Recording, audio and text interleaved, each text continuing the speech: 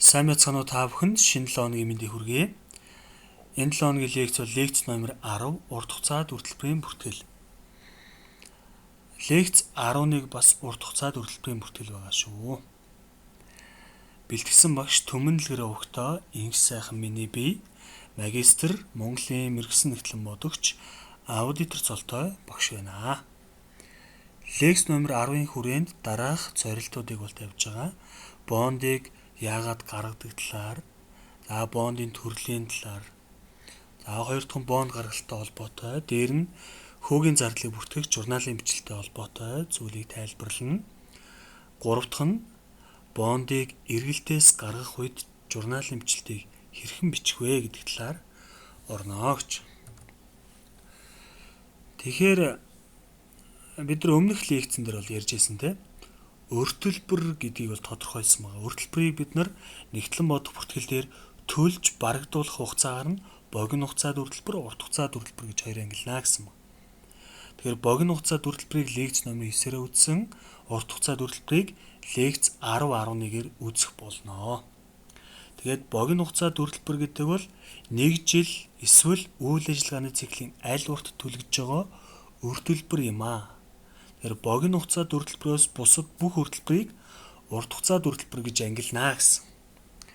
Тэгэхээр урт хугацаад өртөлбөр бол өөрөөр хэлэх юм бол 1 жилээс дээш хугацаанд төлөгдөхөөр хүлээгдэж байгаа үүрэг хариуцлага гэж ойлгож болно.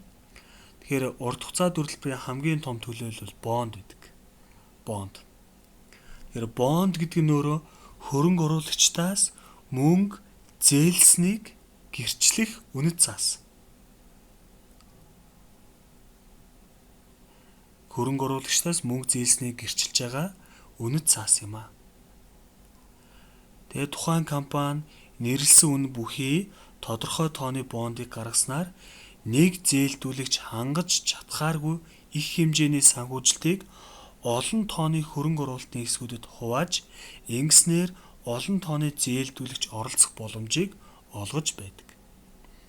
Тэгэхээр бонд өөрийн бичиг хоёр бол ер нь адилхан, гэхдээ ялгаатай нэг зүйл нь бол саяны хэлдэг бонд дээр олон тооны зээлдүүлэгч байдаг бол өглөгийн бичгээр нэг л зээлдүүлэгч байдаг.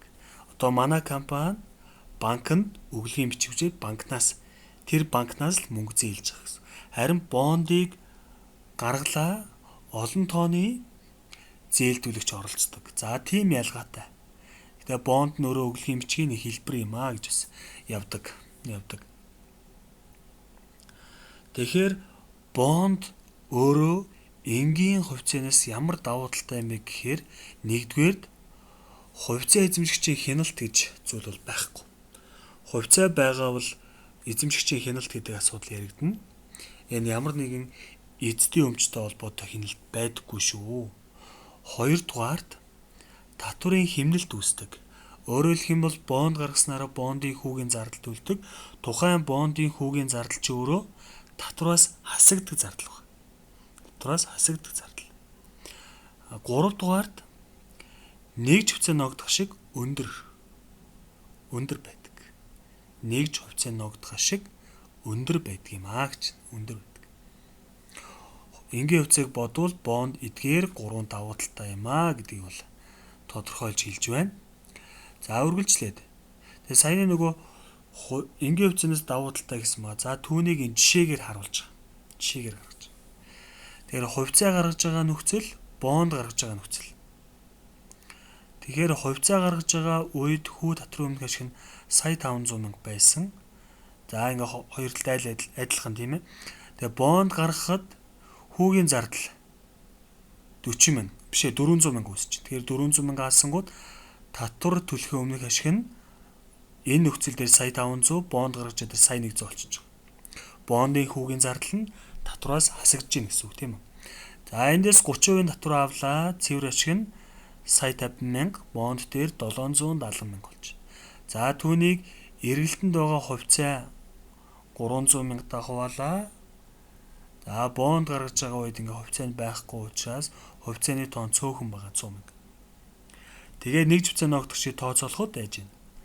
Хувьцаа гаргаж байгаа үед 3.5 байсан бол бонд гаргаж байгаа нөхцөлд 7.7 буюу хувьцаа гаргаснаас илүү давуу талтай байна. Татварын хэмнэлт үүсэж гин дээрээс нь нэг живцээ ногдох шиг өндөр байна гэдгийг бид нар энэ жишээгээр баталж харуулж байна гэсэн үг. Үргэлжлээд бондын төрлүүд гэж. Бондын төрлүүд.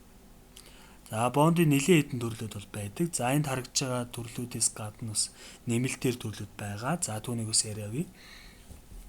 За эхний төрөл нь хамгаалалттай бонд, хамгаалтгүй бонд гэж ангилж байгаа. Тэгэхээр хамгаалалттай бонд гэдэг бол хөрөнгөөр барьцаалагдсан бол хамгаалалттай бонд гэж хэлдэг.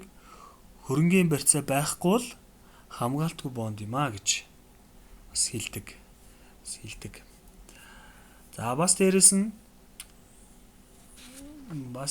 нь хөрвөх эрхтэй бонд гэж байдаг. За энэ юу гэж байгаа юм бэ? Бондыг гаргасны дараа тодорхой хугацаанд компани бусад үнд цаасанд хөрвөх бол түүнийг хөрвөгч бонд гэж хэлдэг. Тэгэхээр тодорхой хугацааны дараа бусад үнд цаасанд хөрөх боломжтой бонд байна гэсэн үг. Тэгэхээр энэ нөхцөлийг анх бонд гаргахдаа зааж өгдөг. За дараагийн англи хэлээр дуудаж болох бонд, дуудах бонд гэдэг. Тэгэхээр энэ нь юу гэж байгаа юм бэ? Хугацаа дуусгаас өмнө буцаан худалдаа авах хэрэгтэй бол түүнийг дуудаж болох бонд гэж хэлдэг. За эдгээрээс гадна хугацаат бонд гэж үүдэг. Энэ нь тодорхой нэг хугацаанд бүрэн төлөгдөх бондыг хугацаат бонд гэж. За бас дээрээс нь цуврал бонд гэж байдаг. Цуврал бонд нөрөө хэсэгчлэн төлөгддөг бонд байдаг. Тэгэхээр хэсэгчлэн төлөгддөг бондыг цуврал бонд гэд ойлгочих болно. За дараагийн нэг төрөл нь бүртгэсэн ба шилжих бонд гэж байдаг. Тэгэхээр эзэмшигчийн нэр дээр гаргасан бондыг бүртгэсэн бонд гэж хэлдэг. Харин эзэмшигчийн нэр дээр бүртгэхгүй зөвхөн эзэмшиж буй эзэмшигчээр нөмчлийн тооцох бондыг шилжих бонд гэж хэлдэг.